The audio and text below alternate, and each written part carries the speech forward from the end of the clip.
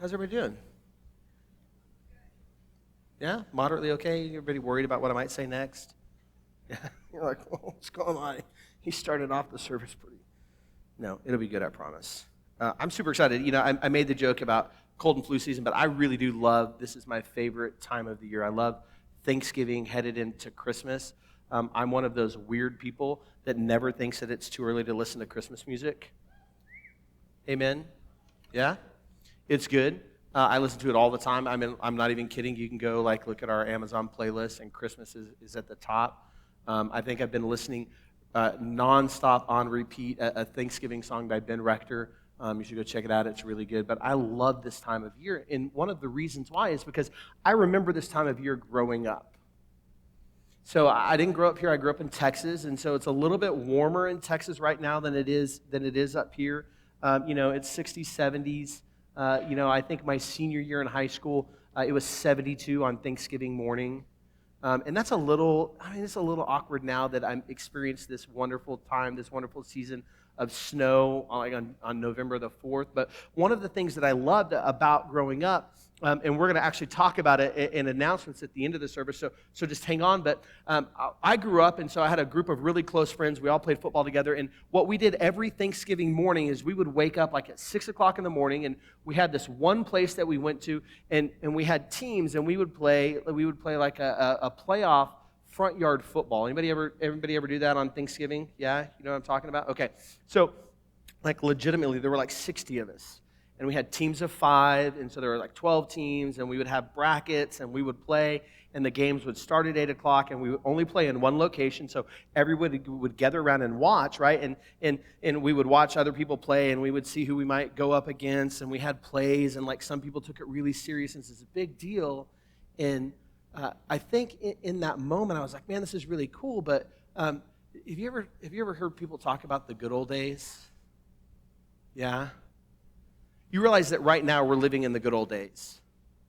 That your kids are going to grow up, and maybe one of them might be a pastor, and they're going to talk about what they used to do on Thanksgiving to their congregation in 20 or 30 years. And I look back and I go, man, those are the good old days. Man, I love that. That was so much fun. In fact, I remember even thinking about that a couple of years ago, and we organized a turkey bowl day with some of the staff members and some of the other people over in Nampa, and we went out and played, and man, I hurt so bad I couldn't walk for 3 weeks. I tried to play like my 16-year-old self, but I forgot that I was 42 at the time or something. I don't know. But it's the good old days. We have a tendency to do that, right, with nostalgia. We look back on things with the fondness and a memory, and we go, man, that was so good. If only it could be like that. Or am I the only one guilty of that? Some of you agree with me. If you don't agree with me, you're wrong. I'm right in this instance, okay? We look back with fondness and we go, man, I wish it could be like that. I know high school kids do it with Young Life Camp. Everybody that is going to go to camp this summer is going to go, man, I wish that program would have been like, if we had last year's program at camp this summer, then it would have been the best camp ever. Maybe not. Maybe last year they're all snickering over there. But we have a tendency to do it. And if we're honest, we do it with the church too. Sometimes we do it internally, maybe presently, man, I love everything about the church. I love everything about Grace Middleton. But man, Pastor Jason, sometimes I just wish he would go a little bit deeper. Or I wish maybe he was a little bit funnier. I love the music and everything is great, but man, I just wish we would only sing new songs. Or I wish we would only sing hymns. Or man, I wish we could have like a theme Sunday where we did only Stephen Curtis Chapman worship music from the early 90s.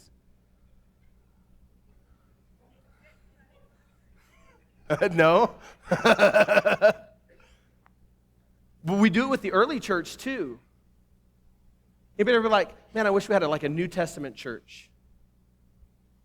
Anybody ever think that? Or maybe I'm the only one. I think sometimes I'm man, I wish Grace Smith was a New Testament church. Man, they had it all together.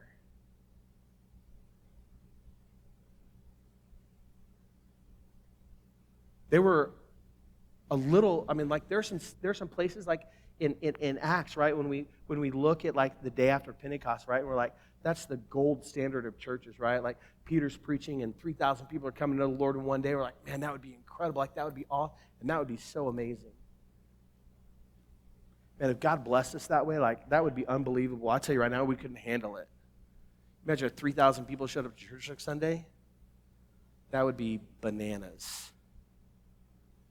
That means crazy for those of you that don't.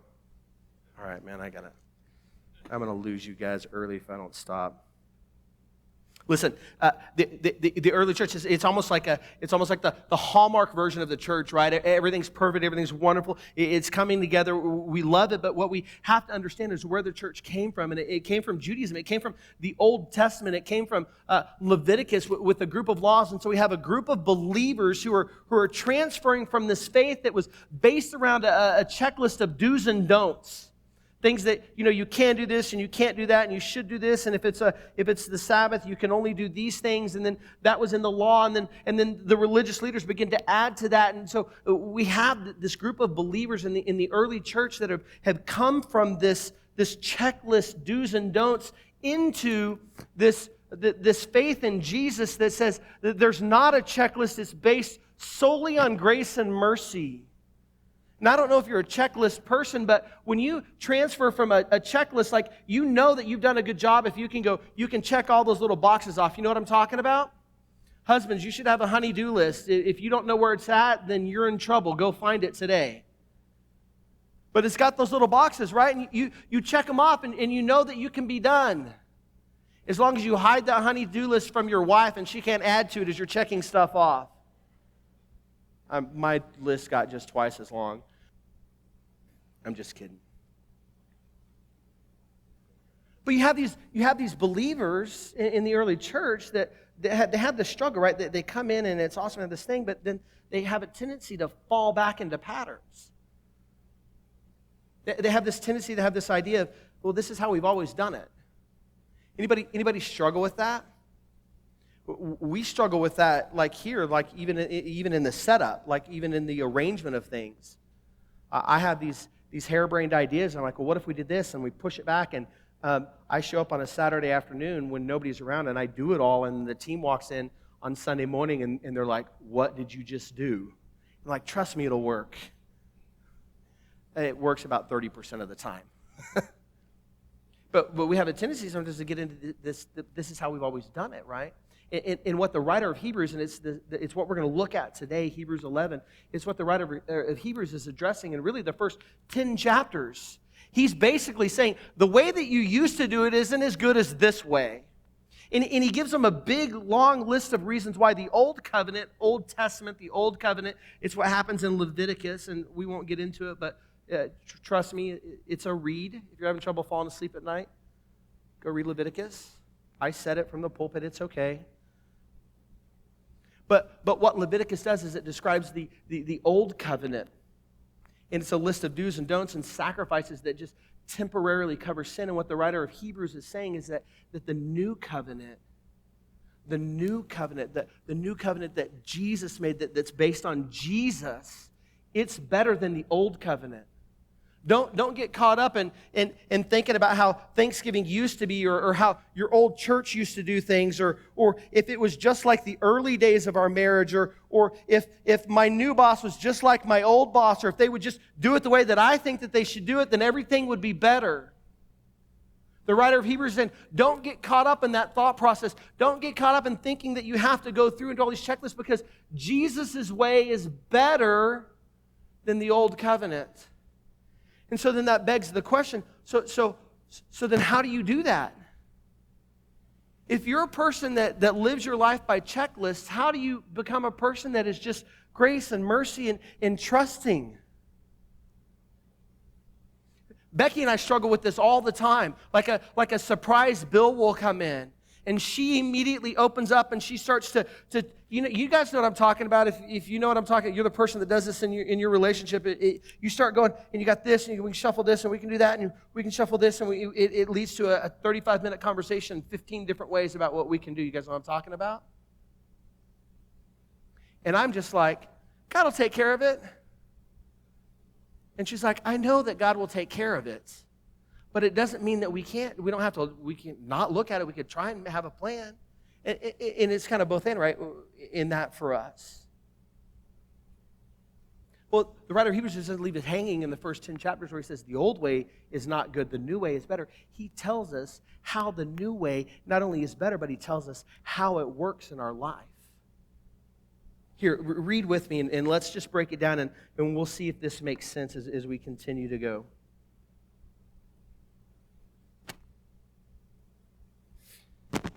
Hebrews 12, verses 1 and 2.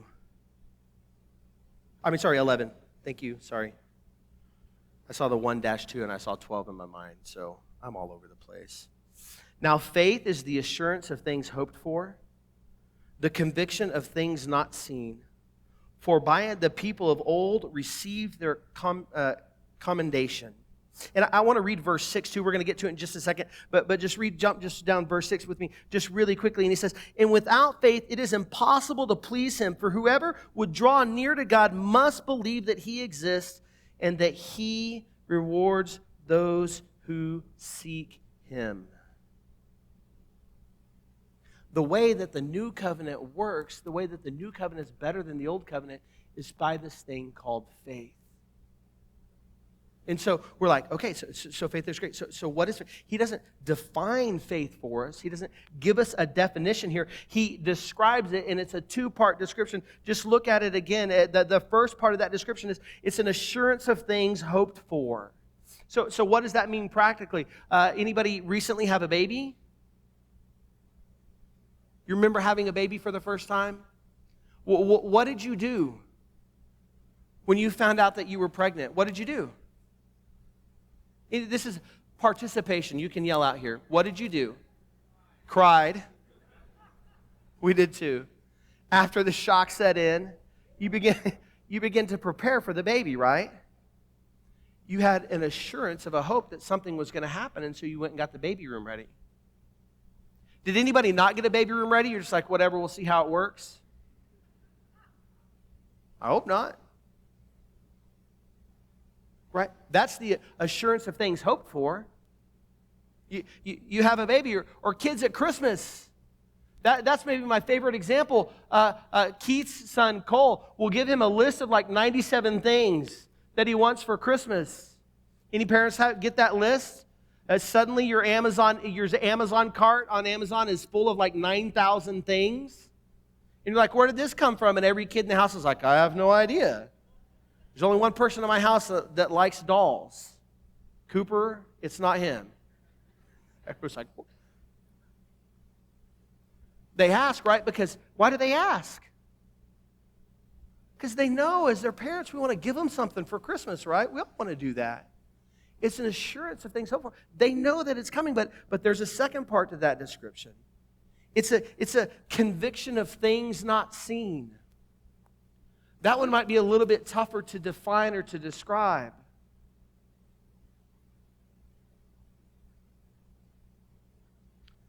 A conviction of things not seen. You know what I believe above all else?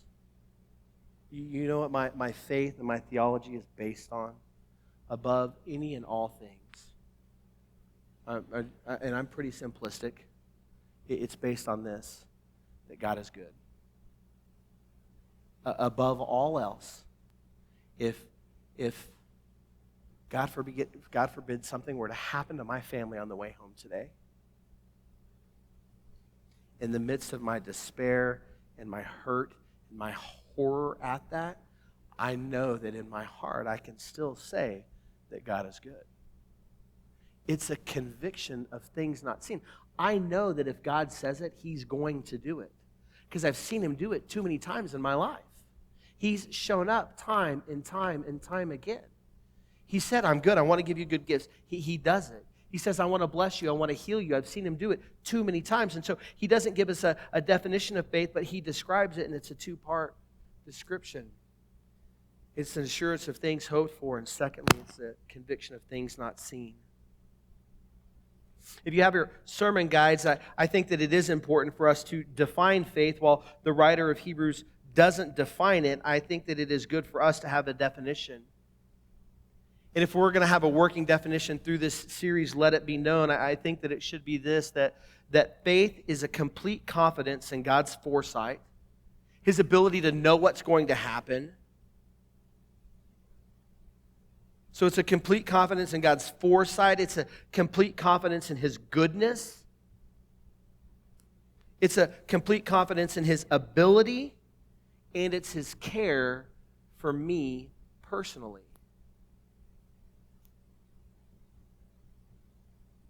Faith is a complete confidence in God's foresight, His goodness, His ability, and His care for me personally. It's an understanding that God, at His core, is good. And not only is He good, but He has the ability to do something about injustice when He sees it. And it's a faith knowing that He will do something about it. I love that definition. And we have to remember that who Hebrews is being written to. It's being written to those people that are struggling with this idea of, man, but we used to do it this way. They've been beaten down. They've been chased out of town. They've been hated on first by their brothers and sisters, fellow Jews who haven't converted. And they're angry that they've left the faith for this new thing called Christianity. And then eventually the political system of the day is going to start to attack them. It's going to start to persecute them, and they're struggling in their faith. They're struggling. What do I do? How do I make a difference? Well, do I keep going on? I remember how it used to be. The writer is saying how it used to be isn't as good as now.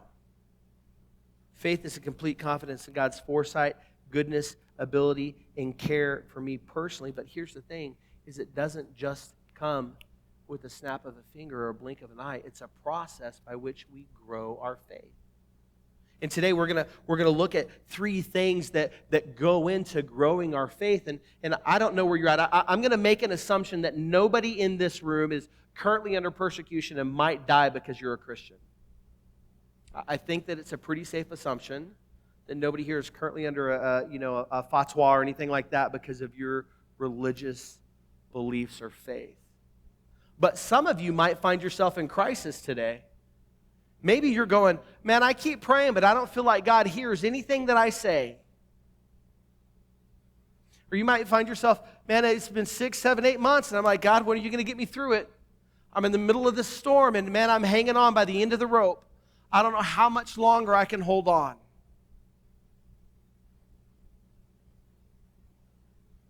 And so while you may not be under persecution for your faith may be under persecution because the circumstances of life are beginning to beat you down and wear you down, and you're like, I don't know where to go. I don't know what to do. Pastor Jason, I don't know how much longer I can hold on. I'm going to give you some steps today that you can do to increase your faith, that can help you hold on just one more minute, because, guys, I believe at His core, God is good, and He has something for you and I. And so the first thing that you can do if you find yourself in that place, and even if you don't find yourself in that place, maybe life is great for you. Guys, listen to me. Teenagers, look at me. Stop whatever you're doing. Look at me. Life may be great for you right now, but I promise you, it's going to come. It's going to get hard. Life is not always going to be as rosy as it is right now. So you can begin to even do these things now. So when you get into that place of chaos, you have a faith that's been built. You have a faith that's strong. And that first step is this, that faith begins with understanding.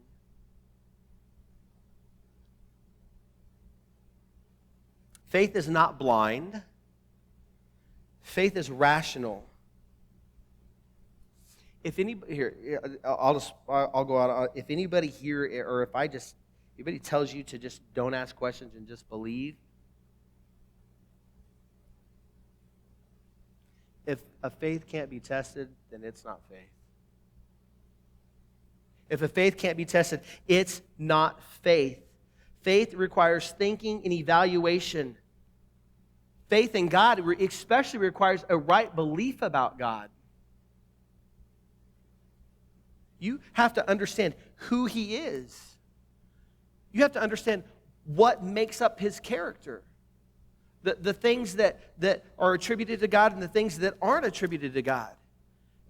The part of His nature that we rely upon, who the Bible says that He is and who He says He is about Himself.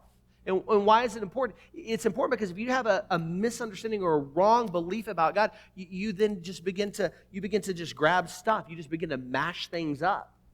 Like, yeah, I kind of, like, I believe this about God, but you know what? Like, this sounds really good, so I'm going to kind of take this, I'm going to push it together, and you just kind of have this mash-up faith. You get things of, like folk sayings and conventional wisdom and pragmatism and teachings of other religions, and you just become this mishmash of things that you put together. And those things don't stand the test of time. So understanding who God is important. It's important to understand his nature. Verse 6, I love what he says here. This is important. And without faith, it is impossible to please God. Because anyone who comes to him must believe that he exists and that he rewards those who earnestly seek him. See, faith about God requires two things that we have to be certain of. One, that he exists, and that two, he rewards those who seek him. The first part requires that we examine life as we know it. Like, this physical world doesn't make sense outside of a spiritual world.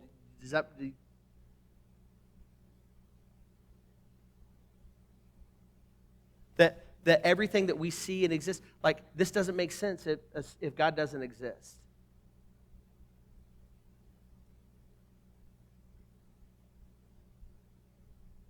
The human eye doesn't make sense if God doesn't exist, because where did it come from? The heart that beats in your chest, your child's personality, the giftings that you have, the talents you have, none of those make sense if God doesn't exist. The physical world doesn't make sense outside of a supernatural, unseen realm that involves a creator. Period. End of sentence. You want to know if God exists? Look around at the world that you see. Look at the person sitting next to you. I think that's the best evidence that God exists. You were unique. There is none like you. You were designed and you were created. He exists, and you are proof of it. Right belief matters. It is important to understand what you believe in. We don't have blind faith. We all believe in something. Whether you call yourself a Christian or not a Christian, or you're a follower of another religion, or you're not religious at all, everybody believes in something.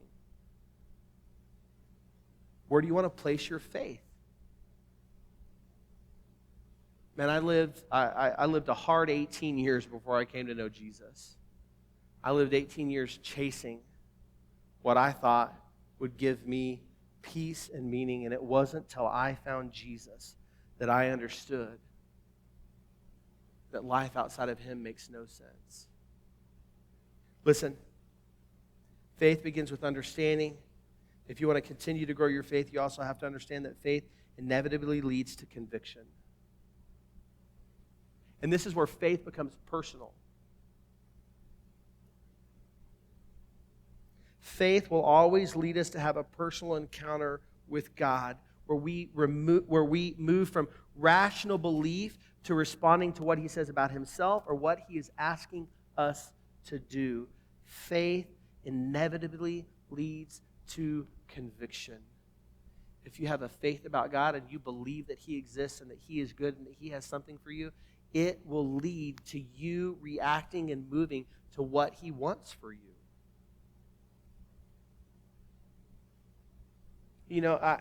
I always have these ideas when I'm standing up here. I should have had a chair up here. I can have faith that that chair exists. I can believe that it's strong enough to hold me. Yeah, actually bring me a chair. Right, you guys have seen this. This is nothing new. I can have faith that this chair exists, right? I can look at it. I can analyze it. I can touch it. I can feel it. I know that this chair exists. It's not some construct. It's not a figment of my imagination. It is I almost said living, breathing chair, but that wouldn't have made much sense, would it? I know it's here. I know that it's got some strength to it. I'm leaning on it right now. I know that it's brown. It's got 4 legs. It's got a seat. It's got a back. It's usable because it's got these little things on the back and it won't dig into the floor. And I know that it's one of a couple of hundred that's sitting out there. And I could talk about all the great virtues of this chair. And in fact, I could become a chair salesman. And I could go door to door and I could sell chairs to everybody. I could tell you about all the great things about this chair. I could tell you how beautiful it is, how comfortable it is, just based on my analyzation and all the reading that I've done about it. I mean, I'm sure there's a user guide somewhere I could probably download off the internet, and I could learn a lot about this chair, and I could study it, and I could know everything about it. Maybe I find my market changes, and so I gotta change the chair, and brown is out, and I need to bedazzle it a little bit. So I put some nice jewels on it. I make it sparkly. And it's beautiful, it's wonderful. I talk all about this great chair. But until I actually begin to use this chair for what it's designed for, do I have faith in it? At some point, my faith about this chair has to lead to a conviction, has to lead to action. I have to eventually sit down in this chair.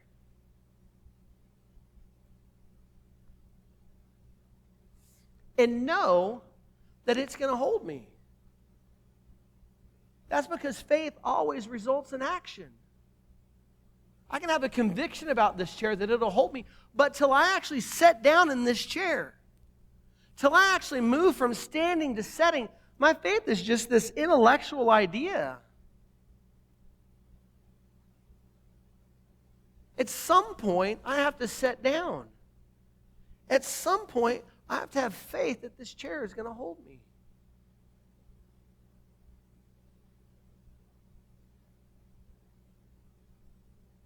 At some point, you have to move beyond an intellectual trust that God's got you and actually put it into action. At some point, you have to know that God is bigger than your biggest problem. See, anxiety, and listen, I struggle with it. Anxiety always focuses on an outcome that we think is bigger than we can handle. It always focuses on an unknown outcome that we think is bigger than it actually is, where faith knows that God is bigger than any outcome that can come our way. So I don't know where you're at. I don't know where you find yourself today. I don't know what you might be struggling with. I don't know any of that kind of stuff. But I know that God is calling you to step out. He's calling you to follow Him. It doesn't have to be a perfect following. God doesn't reward a perfect follow. He requires a perfect follow. And Jesus takes care of that. Listen, He doesn't reward a perfect follow. And you don't believe me? Go read Hebrews. Go read anything in the Old Testament. Go read the life of Abraham, Moses, Isaac, Jacob, Noah, David, Solomon. Go read any of them. Messed up. But you know what they did? They followed. Their faith led to action.